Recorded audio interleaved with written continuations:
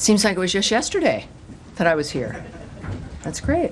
Oh my gosh, Nadia is gracing us with her presence. Welcome back from the White House coverage you've been doing. Thank you. But we were proud of you, if I may say. And yes, very good job. And not a lot of people would be as composed. I certainly am not when I'm there and talking to him. Yes, very impressive. So I do have a few comments for you as we begin the briefing here today at State. To begin, an update on the situation in Syria. The United States unequivocally condemns this violence. All parties must step back and engage in meaningful dialogue that leads to a lasting ceasefire. Well, whoever's got the music going, that's a lovely touch, but we really need it to be turned off. All right. Sorry, can you repeat it again? I'm going to start again at the stop. Please turn off your phones. Please turn off the sound. Do not disturb. You don't have to have it on airport, but although I could say that we are an airplane, but we're not. Let's start again, shall we? And welcome aboard to everybody watching at home. We know C-SPAN covers us live as well. We appreciate that. And of course, we're a little late today, but actually every time is the perfect time because our colleague Caroline had her later briefing, so here we are right now. So to begin, an update on the situation in Syria. The United States unequivocally condemns the violence. All parties must step back and engage in meaningful dialogue that leads to a lasting ceasefire. In a tweet this morning, Ambassador Tom Barrack, also, of course, our special envoy for Syria, said, "Thankful to all sides for their break from chaos and confusion as we attempt to navigate all parties to a more durable and peaceful solution in Syria." Over the last 48 hours, the United States has led diplomatic efforts to promote real de-escalation and peace. As Secretary of State Marco Rubio noted yesterday, we have engaged all the parties involved in the clashes in Syria. We have agreed on specific steps that will bring this troubling and horrifying situation to an end tonight. This will require all parties to deliver on the commitments they have made, and this is what we fully expect them to do. We are actively engaging all constituencies in Syria to navigate towards calm and continued discussions on integration and a stable, more prosperous future for all Syrians. To that end, we are calling on the Syrian government to lead in determining the path forward. Now, today, the United States also sanctioned TDA leader Hector Rutherford Guerrero Flores, also known as Nino Guerrero, and 5 other key members. The Department of State, through the Transnational Organized Crime Rewards Program, managed by the Bureau of International Narcotics and Law Enforcement Affairs, is offering a reward of up to $5 million for information leading to the arrest and/or conviction of Guerrero. TDA is a foreign terrorist organization that originated in Venezuela and has launched a campaign of terror throughout our hemisphere. We are determined to protect Americans by eliminating TDA's vicious criminal activities. In addition, yesterday, the United States, the Kingdom of Bahrain, and the United Kingdom marked the UK's ascension to the Comprehensive Security, Integration, and Prosperity Agreement, CCPA. This milestone framework builds on the historic Abraham Accords and is aimed at fostering broader integration in the Middle East, bolstering mutual deterrence against external threats, and expanding cooperation to advance security, stability, and prosperity in the region. And finally, for today's topper, starting today, Secretary Rubio decided to end the ordered departure status for the U.S. Mission Iraq personnel, including personnel at the U.S. Embassy Baghdad and U.S. Consulate General Erbil. Personnel who are temporarily relocated outside of Iraq will begin a gradual return to U.S. Embassy Baghdad and Consulate General Erbil. The State Department's travel advisory for Iraq remains at a level 4, which of course translates to do not travel. We remain strongly committed to advancing our policy priorities in Iraq, strengthening Iraq's sovereignty, advancing U.S. business interests, and engaging with Iraqi leaders and the Iraqi people. The State Department, U.S. Embassy Baghdad, and Consulate General Erbil will continue to closely monitor and assess, as you might imagine, the security situation across Iraq and the region. And that is the conclusion of my announcements. And I'm ready to take your questions. And we'll start with the young lady who was in the White House first. So we'll start with Nadia right now. Thank you. I want to follow up with what you said. The president spoke with Prime Minister Netanyahu. He just issued a statement to say he's very sorry about targeting, or not targeting, but by attacking this church. He said it was done by mistake. But the State Department and the White House put a priority on protecting minorities, especially Christians. How can you make sure that Christians in Gaza are protected? We have 3 people dead, including 88-year-old woman from Ayad family. And to make sure that these people are not actually targeted, but as the Prime Minister said, because there have been many, many incidents before, Tammy, as you know. They targeted the Russian Orthodox Church before. Yes, well, in this case, of course, it was an accident. I think that the response from Netanyahu is an appropriate start. Of course, we share condolences to the citizens, the civilians' deaths at the Roman Catholic Church. We have asked that Israel investigate the strike still, of course, and ensure that all civilians, including Christian civilians, remain safe. That's one of our, of course, regular asks of everyone as we try to stop war and engage with ceasefires because of the horrible dynamics that exist across the world when this goes on. There's no benefit to this, any kind of military action, no real benefit at all. So Israel did express a deep sorrow over the damage and over any civilian casualties, and the IDF, they do note, is investigating. And of course, for further information, we refer you to the government of Israel. I can tell you, as I think Caroline also noted, that President Trump also spoke to the Prime Minister.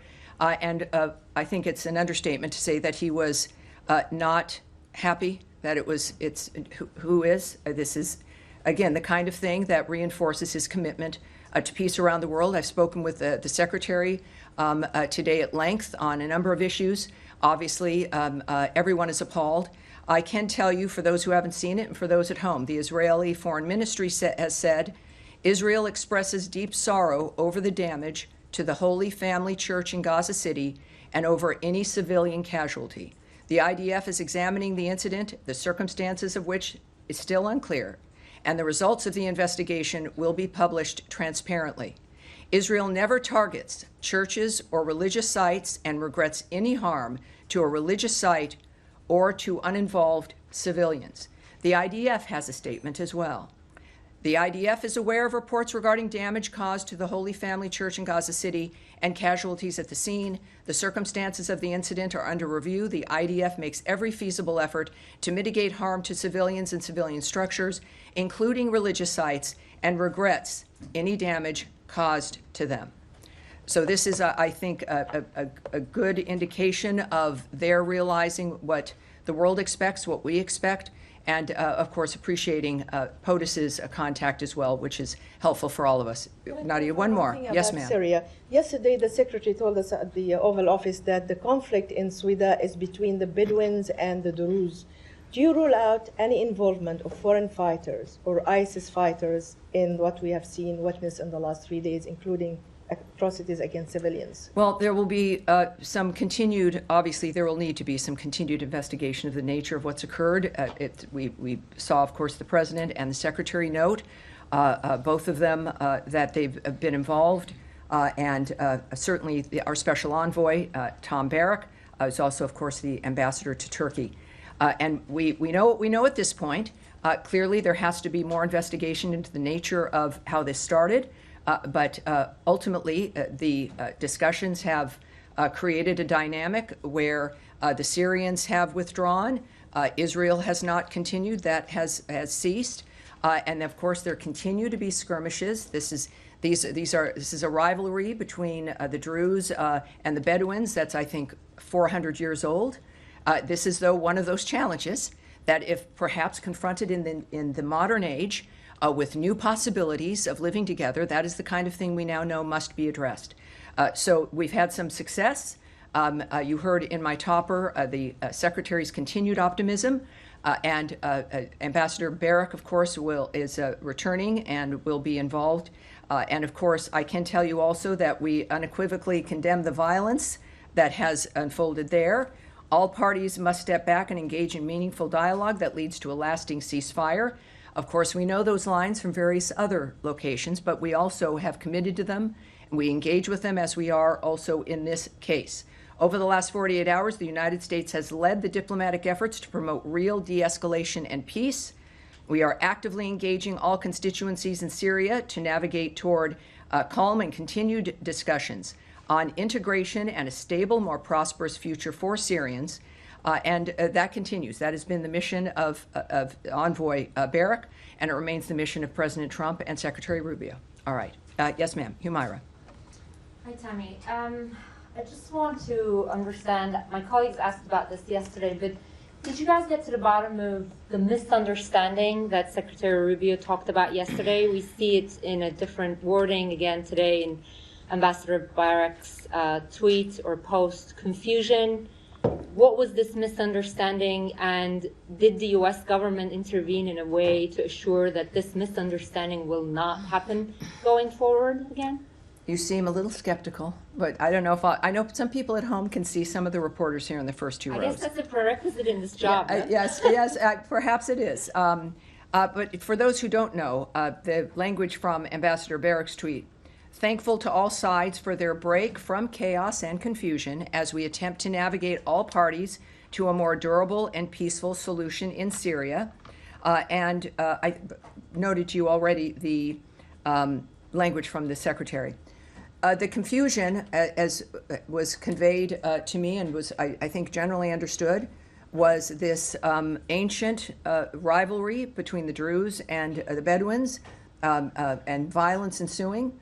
The Syrians moving to that area to quell and stop that violence, and the Israelis who see that occurring to the Druze community and their concerns, then entered what they assessed was something larger than what, or even not what it was at all.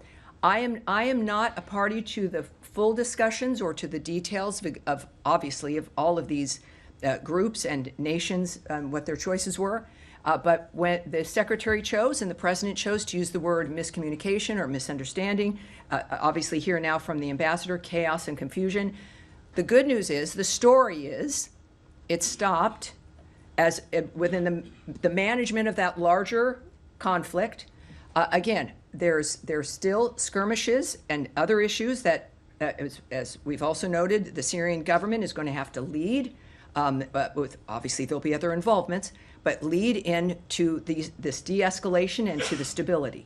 So this is a reminder, and you weren't here, but as I noted to one of your colleagues who asked as well yesterday, that this is a region and certainly a nation that has been unstable, which is why we talk about stability, for generations. There have been rivalries for hundreds of years. We are optimistic people. Humans tend to be that. And our effort is to try to bring this together and to stop it. The answer to whether or not there's hope is the fact that there has been a response, that the parties have acquiesced and are dealing with that response, and that we are committed to seeing this problem that emerged, and now we know what to work on to make sure it doesn't happen again. Right. My follow-up to that is related to something that you just said.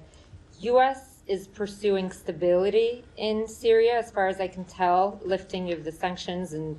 I promise you that's what we're pursuing. Right. Yes. So does it support Israel carrying out these military operations when it deems necessary?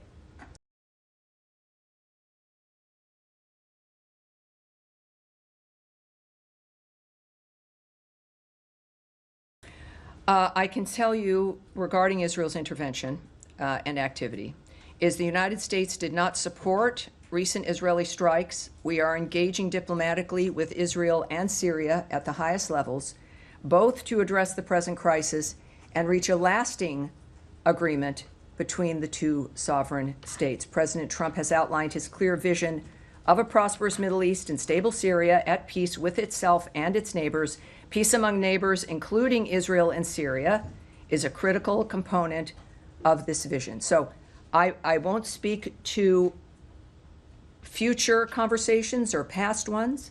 What we're dealing with now is this particular episode, what was required, and I think we've been very clear about our displeasure. Certainly the President has, and we've worked very quickly to have it stop. All right, yes, Thank Lily. you, Tammy. Just back to your topper on Syria. You mentioned you condemned. And let's stick with Syria for a bit while we're in it, just so you know, and then we'll continue on, of course. Go ahead. You mentioned that you condemn the violence. Are you specifically talking about the Druze Bedouin All the violence, or also all the violence. Israeli Clearly, this started between those two groups, and what we know is that violence erupted. Well, there's a continuing long issue between those two tribes, and then two major nations began to engage. Obviously, we then engaged, and it stopped, and that is, for me, a very, very proud moment. It's a remarkable situation being here at the State Department and here at this podium and taking this job, is to be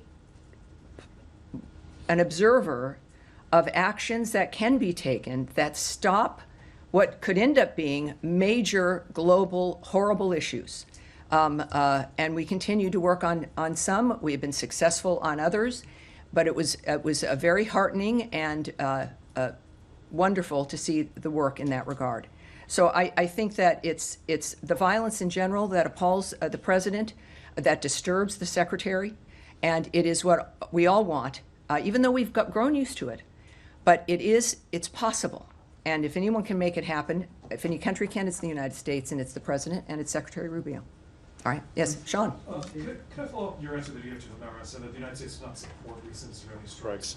Can we say that the United States, well, Oh, boy. yes, Yes, I know, it was suddenly the voice of God. Don't want to give you any hints there, That's though. always my aspiration. Yes, there we go. Just getting back on serious, you said that the United States opposed the Israeli strikes. Yes. Two parts to that. Was there a message beforehand that Israel should not do this, and now going forward, will the U.S. continue to reject Israeli military? Well, as you know, I won't speculate. I'm not going to comment on what was or was not said prior to the situation that we're dealing with currently, nor will I speculate about every situation is different. I am not going to speculate or guess, none of us should, at what the leaders of our country might do under any other certain circumstance. Well, just also at the beginning, you were talking about how Syria and the Syrian government needs to lead a future path. I forget Yes. the exact words. But is there a long-term solution? I mean, you mentioned that the United States helped defuse the situation, but this is essentially the Syrian forces leaving part of what is part of Syrian territory. Are you seeing a long-term demilitarization? Is that what the U.S. would Well, do? I know it's about Syria taking the lead in determining the path forward. And so that was a very specific way that it was put. And I can't, I think there's a few people who have an idea of what's possible in what seems to be maybe an impossible situation, but we don't see it that way.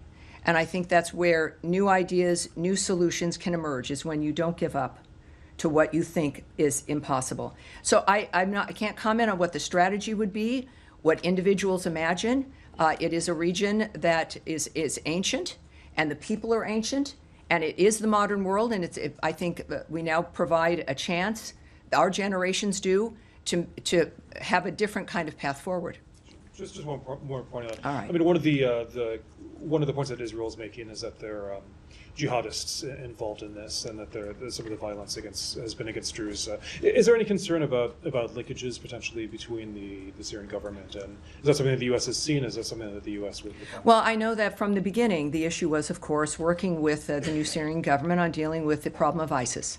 That's I think, a unifying dynamic. We know that ISIS has been an issue. We know in that region, my goodness, look at what we've been facing with Iran and state sponsors of terrorism, and what we've all experienced for quite some time. So we know that has to be part of which I won't preview anything for you, because I'm not a part of that team, but we know that matters deeply to Envoy Barak.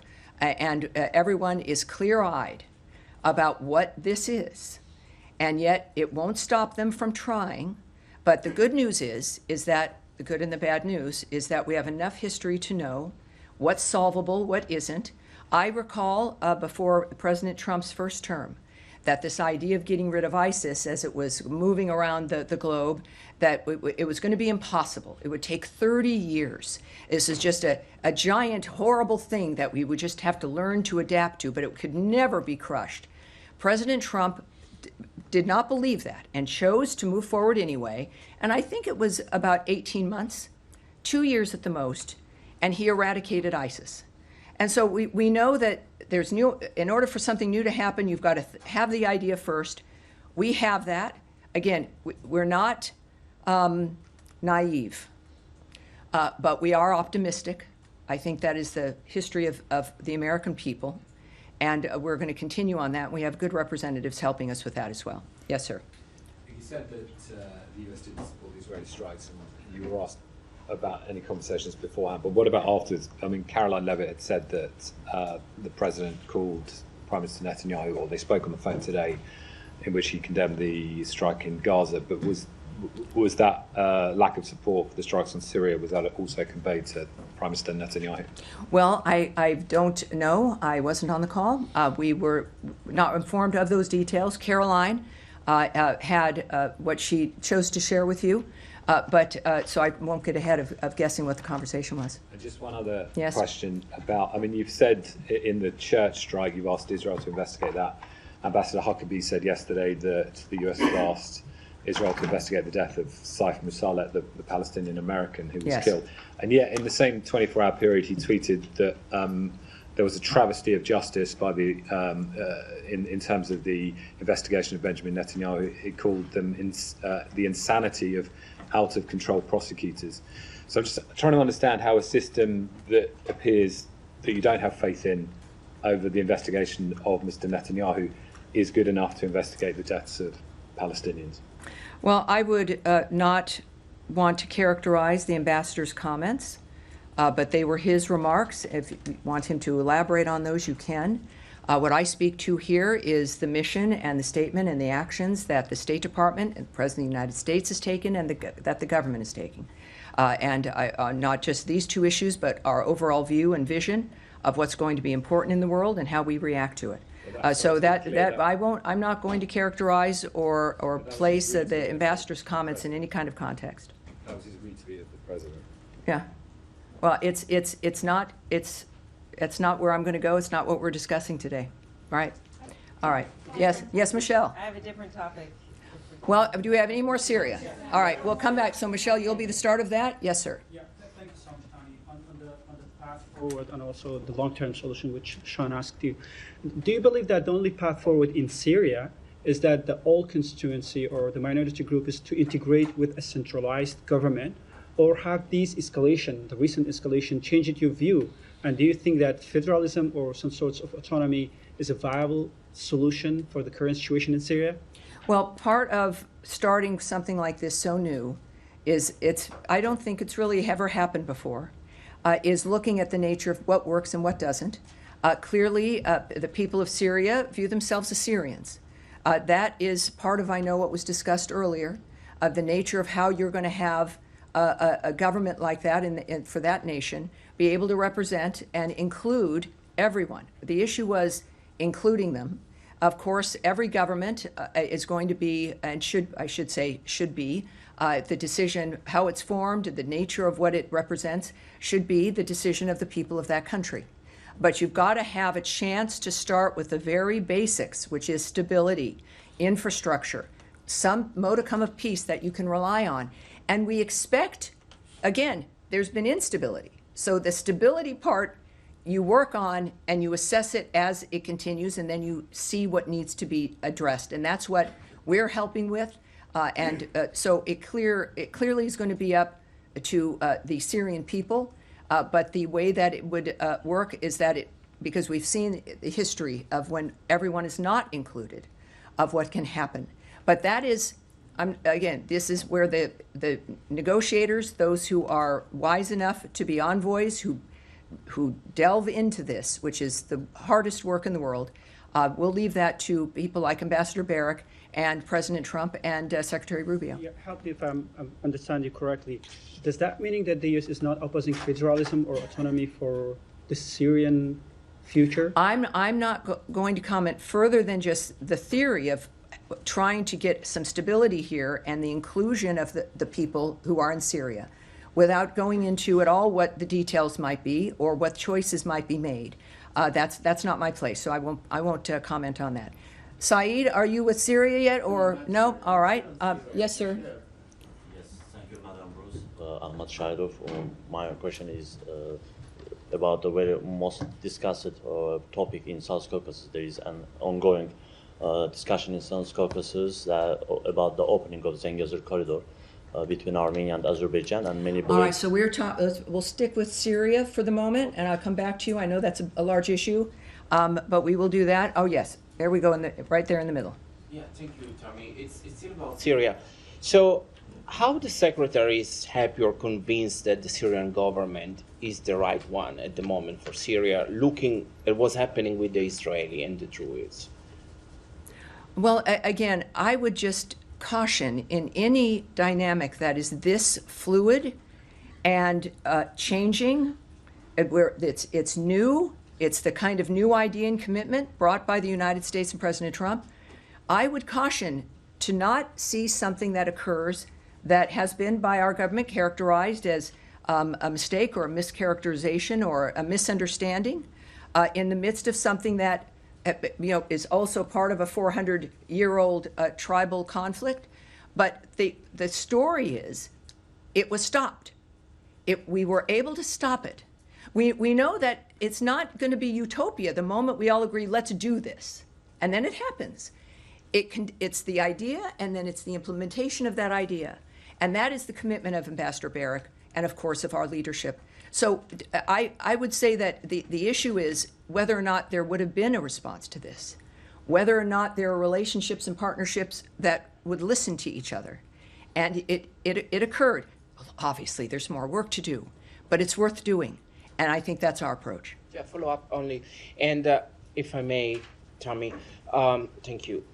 And how concerned is the secretary that these clashes, let's strike, that Israeli had in Damascus may jeopardize the potential peace deal between Israel and Gaza? Well, this is a whole region that has, it's ancient, the beginning of time, with clashes throughout and with miraculous governments throughout, just like the rest of human history. We're looking at this clearly. There's Ambassador Barrack. We have a very specific conversation going on about Gaza and Israel's situation. Certainly, we have Russia, Ukraine, and other aspects where there's new peace deals, new ceasefires that we also discuss. But let's not conflate all of them. There are different situations with different triggers, different dynamics. And that's why we look at each one differently, and we're working on each one with a different goal that is particular to that situation. All right, now, so we will go. Let's go to Michelle. We'll go to the rescission package because All it right. includes a lot of money for the United Nations. I'm wondering if it's going to affect UNHCR's efforts to resettle Syrians back into Syria, which they call this a historic moment to do that. And I also wonder, there's big cuts in peacekeeping, and it includes some language that is critical of the peacekeeping mission in Congo. Yet the peace deal that you guys negotiated relies on the UN peacekeeping operation in Eastern Congo to help implement it. So I wonder if you've changed your mind. Well, of course, that's a dynamic regarding the White House and the bill regarding the budget, et cetera, the rescission bill, for sure. At the same time, and I knew, a little birdie told me that a lot of journalists were meeting and had a briefing on the issue of the UNHCR, yes. Right? And I don't have that answer for you yet. I want one for you. It's literally, I need to find the answer to the details of that. We're going to take that back and get that for you. And since there are others interested in that as well, we'll make sure others receive it if you want to contact us with that information. Regarding Comments made in a bill, the nature of certain cuts. Each situation is very unique and different. As we've, of course, as you know, we've just completed essentially a several month-long reorganization and some cuts regarding how foreign aid is applied and implemented and distributed. I would just repeat that even though there are cuts and we are looking at reforming certain dynamics, it doesn't mean that our efforts will stop. It doesn't mean because something looks different that it's going away. It might be handled differently, but I can't speak to the specifics that you mentioned, but what I do know that what matters to the Secretary and what we've expressed regarding that region and the work we're doing there is that what we need to have done will get done and will be funded and we'll move forward with it. All right. Yes. Thanks, Tim. I'm hoping to ask about an update to the situation where the 500 tons of high-energy biscuits are said to expire in a warehouse in the Middle East. The statement from the department yesterday said that the U.S. would always look to try to avoid any kind of food waste, try to repurpose it. Is there any indication that repurposing might happen at this point? Well, there's a lot of interesting numbers that have been moving about with this story. There's some basic responses I can give you, including the fact that if something is expired, we will destroy it. It's a matter of whether or not it's safe to distribute. But I think what's important and what part of the story is here, and a lot of people don't know this, is that we have been feeding the world's hungry for generations. And we've done it because we can. The issue is are we doing it as efficiently as we can and as smartly as we can? We, as an example, distribute roughly 1 million metric tons of food aid every year, which is reflective of the American people's generosity. Of the 1 million tons of food distributed annually by the United States, 500 metric tons of high-energy biscuits also is part of what your question is in the news has been that they were destroyed and they were expired, and yet that 500 metric tons represents less than 1% of the food aid that we distribute around the world. I would also note the difference in its situation where why those biscuits were stored. Americans don't realize, perhaps many do, that we store emergency food all around the world for people in the event of a catastrophe in that region. So we have food that we purchase and it goes to, let's say, the World Food Program or to another distributor assigned to specific sites for distribution. And then we have food that is assigned to be held in the event of an emergency. Those are emergency frameworks, and they are not distributed. They're there in the event that obviously something horrible happens and you need that kind of nutrition.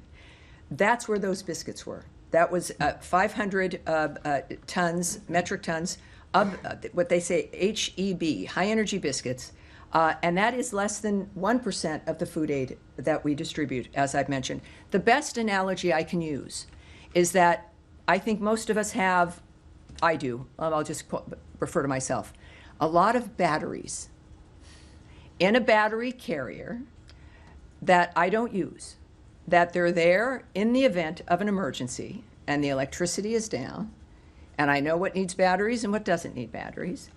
And if you wait long enough and there's no emergency, they start to do weird things. They start to sometimes bubble over and get a little corroded. That's why you should use them. That's right. Candles, perfect in earthquake country also. Yes. Batteries, though, we have them. They're situated. Other survival stuff, you situate it, and then you have to get rid of it if fortunately you don't have to use it. That's this story. The story here is the nature of the commitment of the United States to food aid, which we all commit to, but also still, like everything else, doing it more efficiently, with less expense, but with the same framework. So yes, I mean there's a dynamic there where we're going to destroy, and we have before, the emergency food rations in particular that might expire, and then replenish that. So all right, well, we'll finish her questions, and then I'll come to you, Matt. Yeah, We're we'll just finish. Go going to say ahead. that Deputy Secretary Regas did say yesterday on the Hill that this was something that he found distressing. He said it appears to be a failure. Just this dynamic here, is there any effort within the department now to look at expiration dates at those warehouses around the world that are hosting these high energy biscuits and make sure that a dynamic like this doesn't happen again in the spirit of efficiency? Yes, DMR Regas, he's a deputy secretary here at the State Department. He said a number of other things indicating, and I'll read part of his testimony to you as well in this regard. He said, we're still the biggest giver of aid anywhere in the world by far. So this is a media account, so I'd want to look into, forgive me if I don't take everything in the media that's reported as 100% factual, but I do want to find out what happened here and get to the ground truth. So the fact is that what I've described to you is the case. The numbers that are being reported are wildly incorrect without the context of what the food is there for. It is, considering the nature of the situation, I would say that this, if the implication there was that this was due to the U.S. aid action or a pause or something, I would say that that is incorrect. But the deputy, I think, noted the fact that there's a number of things that can affect this, and I've described some of them to you. At the same time, we are involved in looking at all of our systems. That's been the case from really day one. That's been a commitment of the secretary, not just of aid technically and the structure of the building, which we've been just through, changing that for more efficiency. But that is, I think, a hallmark of what matters to Secretary Rubio and something that we will continue to do, which inevitably would address this dynamic as well. But I have to say, for 1%, when you are moving 1 million metric tons of food around the world every year, for 1% to be the factor that has to get destroyed is a remarkable record. And if there is a suggestion that we're not doing it right or we're not doing enough, it is fair to say that we will not be lectured about the issue of food aid or what we do for the rest of the world, being the world's largest supporter of people with food and other aid. We have been, we are now, and we will be. All right. So, Tammy, Yeah. Yes, Matt. sorry. Oh, don't be sorry. You're never really sorry. Go ahead. Well, maybe It's all not. right. Maybe not. Maybe not. I just, are you making a case that that these biscuits were not needed? That there was Oh, no well, need that's for them? very clever. No, I'm just trying to figure out. You said, I'm presenting the context that we have stations of food around the world that are specifically aligned to being held for an emergency, while we then distribute 1 million tons of food around the world in immediate need frameworks that are destined for a certain place. It would, and then that gets replenished. So it's not that it wasn't needed. It served its purpose. It was needed. It was needed to be held for, in the event that there was an emergency. And that was accomplished, and it will continue to be accomplished. So you don't think there was an emergency in Gaza or? Oh, yes, and you know, it's interesting. We contribute and have aided emergencies around the world through this time. We were not waiting for anything in a holding station. As I don't know, I won't say it again. We are the largest giver of food aid and provider of aid around the world, certainly of food aid, 1 million metric tons of food. So it's not like because those biscuits are in the emergency section that we simply went home to watch television. We are the largest provider. We are proud of that, and we will continue to be. Are you committing that this administration will continue to provide 1 million metric tons of emergency food aid around the world? Yes. You rarely ask me to speculate or on a hypothetical situation. We are going to continue to be the world's largest giver of aid and of food. We are going to be doing it in a smarter, more efficient manner, but it is our nature to do so. And I've said it from the beginning. You guys have heard me. Yes, things are changing. They look different, but we are still in the foreign aid business, and we're going to be better about it. I think that's pretty clear. Saeed, you've been very patient, sir. Thank you. Actually related to Sure. this topic in a way. Yesterday, Tom Fletcher, the UN Emergency Relief Coordinator, and Catherine Russell, the Executive Director of UNICEF, they basically told the UN Security Council, they painted a horrific picture of how children are suffering in Gaza. They're saying that the war is going on, but the children are bearing the brunt of it. There's about 17,000 kids have been killed since the beginning of the war. They spoke of no water or no clean water. They spoke of waterborne diseases because it's not clean and so on. No fuel. The hospitals are not working. Saeed, we know war is horrible. We know. Yeah, we know. And she said that like on daily basis, 28 kids get killed, since October 7 until now on average. Yes, it's horrible. It's horrible. He has a question though. We'll get to it right now. I trust. My question to you. Yes. Is the United States government happy with the level of aid that is going on, the level of water that is going on, the level of fuel that is going in? All right. And or are we likely to see some changes that will yes, impact I understand. the lives of kids? Saeed, in every war, in every conflict that is going on this day, someone is suffering, someone is being killed, a child is suffering, a child is dying. We've seen the images. That is one of the issues we talked yesterday about the immediacy of media. We now see those images. I remember growing up and we were shocked that we could see some of the footage of the combat in Vietnam. That was a turning point I was a child, I had no idea. My mother was appalled. And things now, you get it on your phone in a moment. We know the suffering. I have this conversation with you, Saeed, every time I see you. We're both, I understand your concern.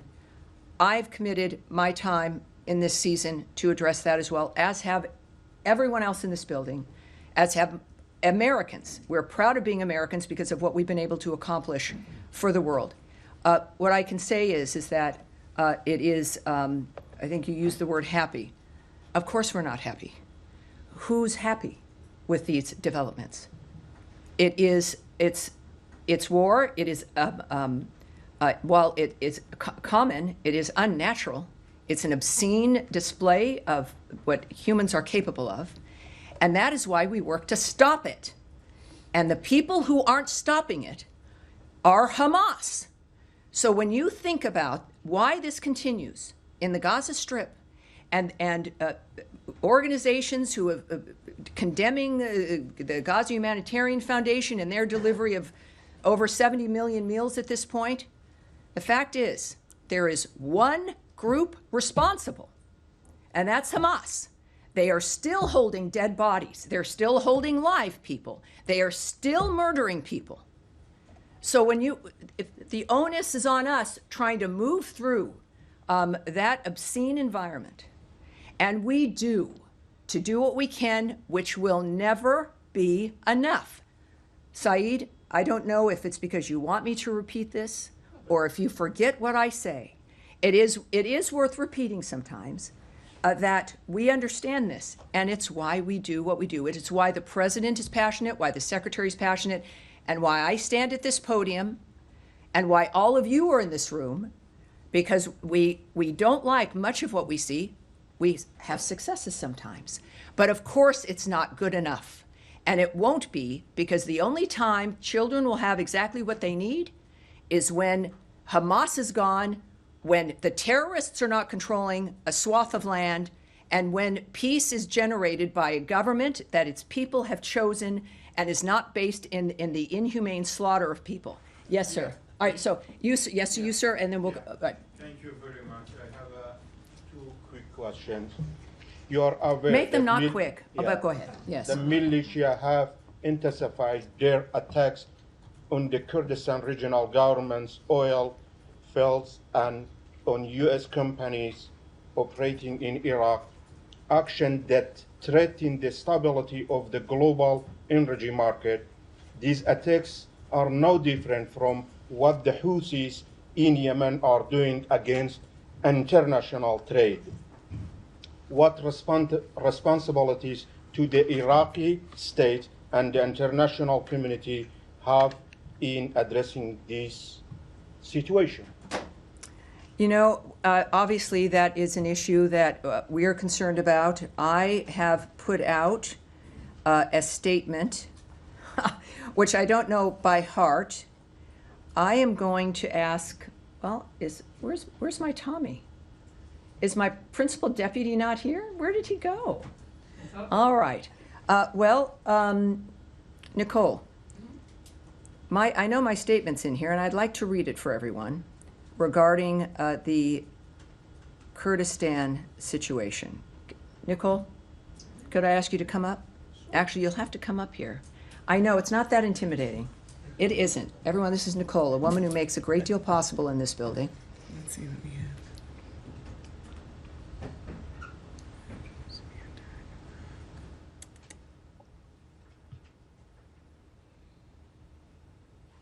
She does this for me all the time. And if I can't find it there, I'll pull it up. Yeah. I'll pull it up for you and give it to you in just a second. All right, great. So we'll get that. We're concerned enough, obviously, to where I issued a statement on the attack, essentially, in Kurdistan. And I do want, because I wasn't able to answer it yesterday, and I do want to get that to you. So I'm going to come back to that. Did you have a second question, sir? Second question, on Friday in the Kurdistan regional government, some PKK members surrendered their weapons as a goodwill gesture in support of the peace process in the Turkey. Yes. What is your position on So this? we're aware of the videos of the members of the PKK, which is the Kurdistan Workers' Party, burning their weapons in a public ceremony, as we know. So that's very important. They wanted people to see them actually doing it. That was in northern Iraq last Friday. We consider the PKK a foreign terrorist organization. So any move to lay down arms and remove that threat is a welcome step. And of course, we know that the SDF remains a great partner in the fight against ISIS. And now it's time for them to integrate into, is this the same, hold on. Well, this is moving more back into Syria, so we're gonna wait on that. And I think you found my statement on the other issue. Thank you, ma'am. I appreciate that. This is I didn't used to have to do this when I was 20. Many of you have to do this. The United States strongly condemns the drone attacks that have been targeting oil fields in the Iraqi Kurdistan region since July 14th. These attacks imperil Iraq's stability and economic future. The government of Iraq has a duty to protect its territory and all of its citizens. These strikes target international companies that are working with Iraq to invest in Iraq's future. The United States remains committed to our partners across Iraq who are working to build a stable, federal, and sovereign state. All right. Yes, go ahead, Eric. Thank you, Tammy. Two questions. We saw Secretary Rubio's very important meeting with Foreign Minister of China, Wang Yi, last Friday in Malaysia. Secretary Rubio said it was very constructive. We're now reporting that the president of Taiwan plans to transit the United States next month.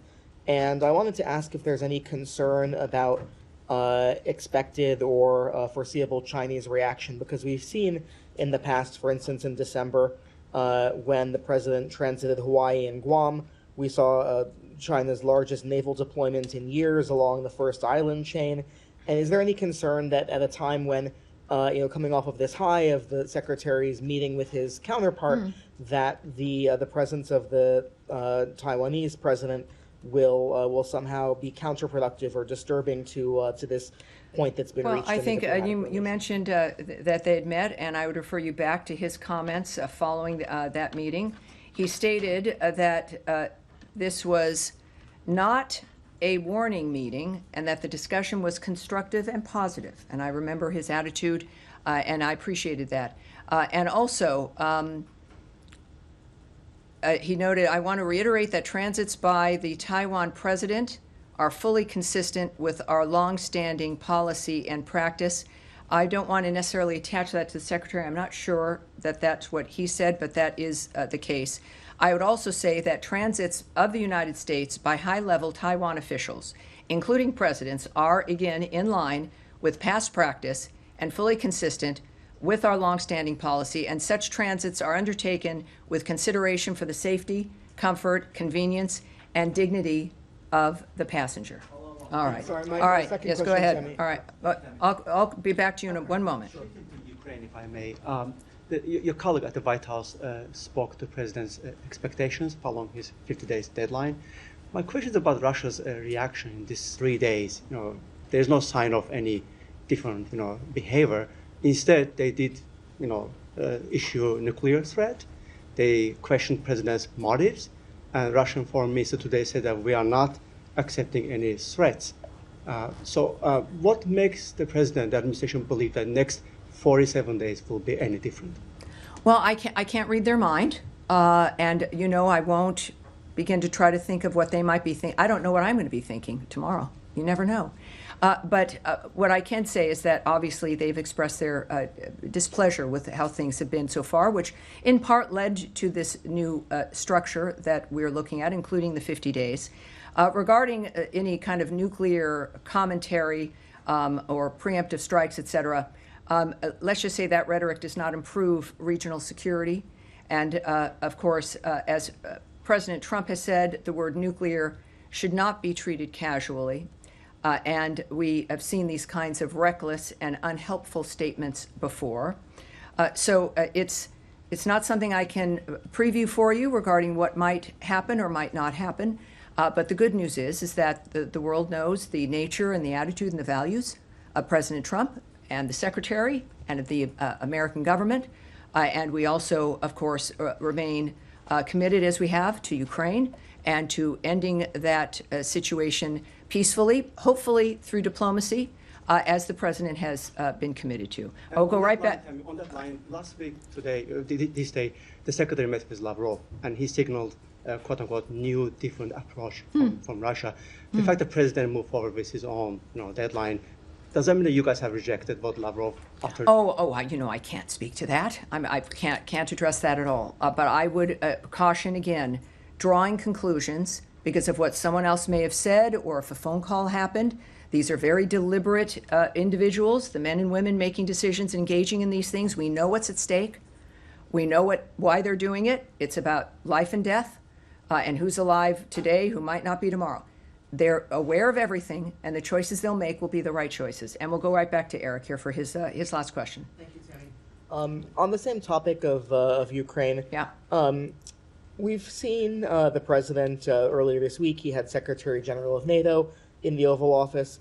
I know that he often repeats that this is that he views this as Biden's war and a war that wouldn't have happened had President Trump been president.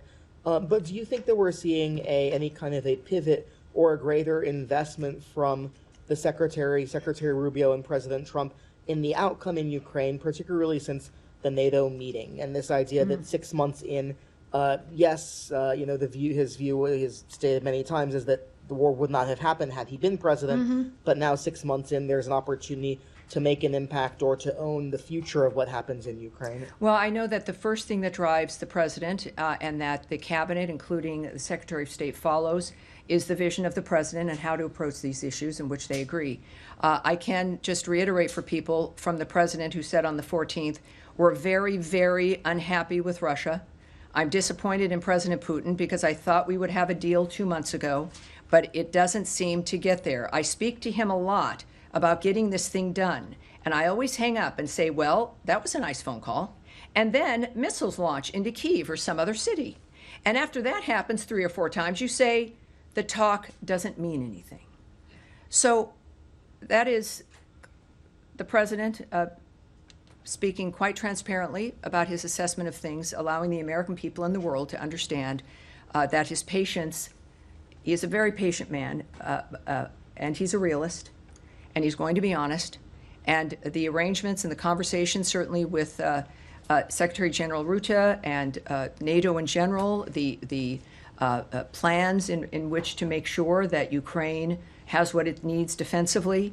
But I think the president is someone who will make these decisions and continues to approach it aggressively so that his vision of this conflict ending will come to pass. And that is it. I had the army. Thank you very much. You normally sit, Michelle from NPR. You're normally way in the back, And I was thinking, well, this is, you must. I'm trying to get more attention to the people in the Well, back. yeah, well, that's what you've always said. You've always said that. All right, so this is something that, of course, we do want to address. So if we could start again, and we'll answer your questions. Yes, sir, go ahead. Thank you, Madam Bruce. I'm Shahid from Azerbaijan, and I want to ask you about the Zengezur corridor, because there is an ongoing discussion in South Caucasus about the opening of the Zengezur corridor between Armenia and Azerbaijan, and many believe that this project can help improve transportation, trade, and trust in the region. And last week, the U.S. ambassador to Turkey, Thomas Barak, mentioned that an American company could manage this corridor for 100 years. At the same time, Russia and Iran have also expressed their concern about this corridor, and some reports say that they want to keep this corridor under their own control. And my question is, what is the U.S. position on Zengezur corridor? Because this corridor will connect as Armenia and Azerbaijan by land, and it will not only contribute to the development of both countries, but also change the geopolitical landscape in South Caucasus. Does the United Perhaps States that's it. support Yes, this let's. project? Well, I think we have a general sense here, and it's obviously sometimes one of the problems with being in a location, geopolitically, that many places are interested in.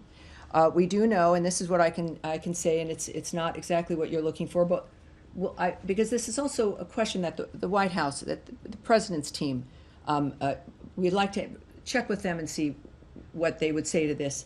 But I can just tell you that the United States, we support, of course, efforts to promote peace and stability in the South Caucasus, as you know, and we track the events there. We are watching. We clearly, it's something we are addressing. But I want to get something more for you than that, and we will indeed. So thank you all very much. I appreciate it.